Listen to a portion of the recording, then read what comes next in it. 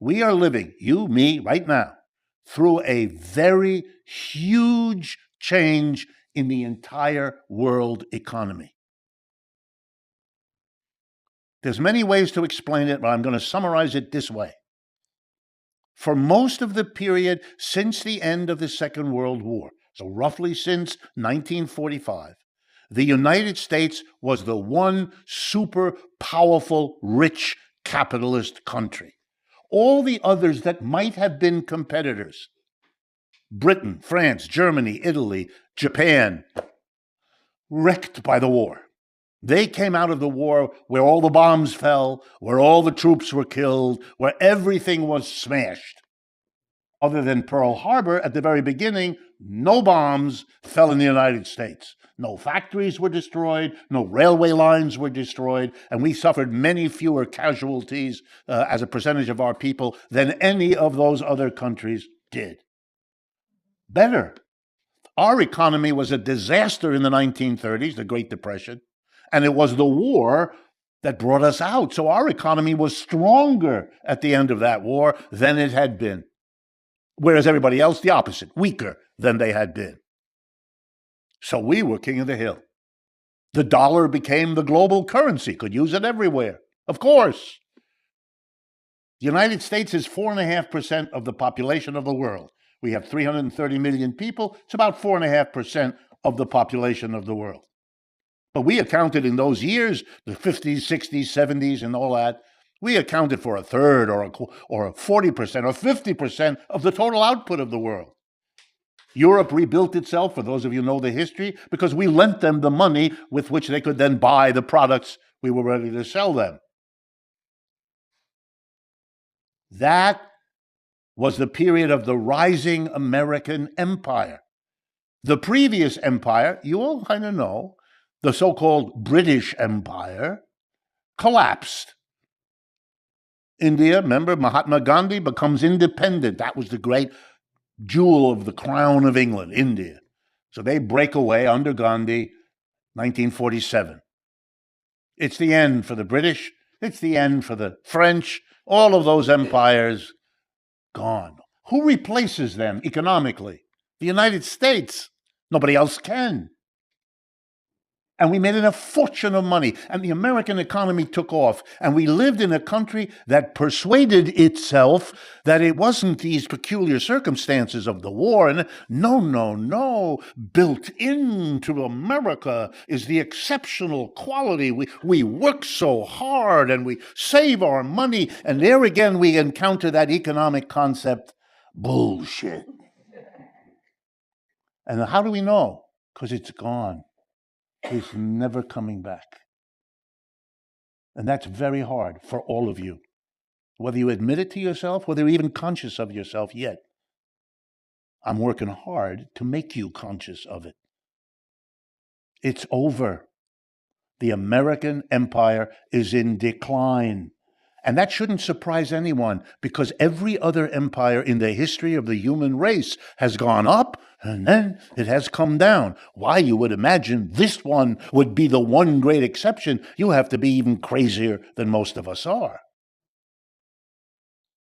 It was never a question of whether. It was only a question of when, and when has arrived. Here are the clues. We lost the war in Vietnam, we lost the war in Afghanistan, we lost the war in Iraq, and we're in the process of losing it in Ukraine. Hint! What is that about? These are not just wars the United States lost, but let's be clear. The United States, one of the richest countries in the world, went to war in countries that are among the poorest in the world and were defeated. Oh my God, that's like the British arriving here in 1776 with their fancy equipment, and those colonial fellows with their muskets defeated them.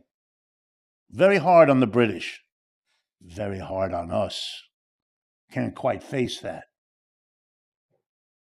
When I give classes in large universities, which I still do, and I explain to my 18, 19-year-old students what I just told you, they look at me. They look at me the way a puppy does when it did something on the rug that it knows it shouldn't have done. Americans don't lose wars.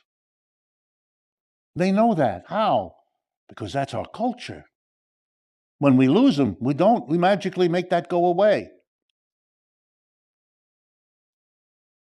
We have a new world economy. We're not the top dog anymore. It's not that we're losing that position. We lost it. It's gone. Let me give you, because I'm an economist, some statistics, very brief, to chew on. The United States is part of a group of nations that are allied. Well, these days I have to qualify that. We're allied. They're called the G7. It's the United States, Canada, Japan, Britain, France, Italy, and Germany. That used to be the powerhouse center of the world in the second half of the 20th century. If you add up the total output of goods and services of the G7, the United States and its major allies, it amounts to about 28% of the total output of our planet.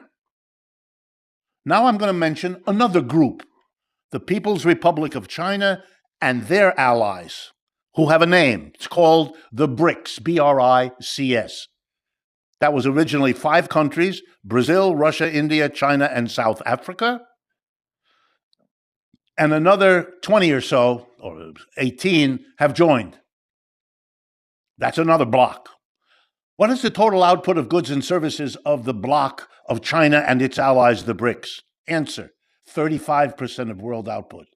That's already a much bigger economic unit than the United States and its major allies.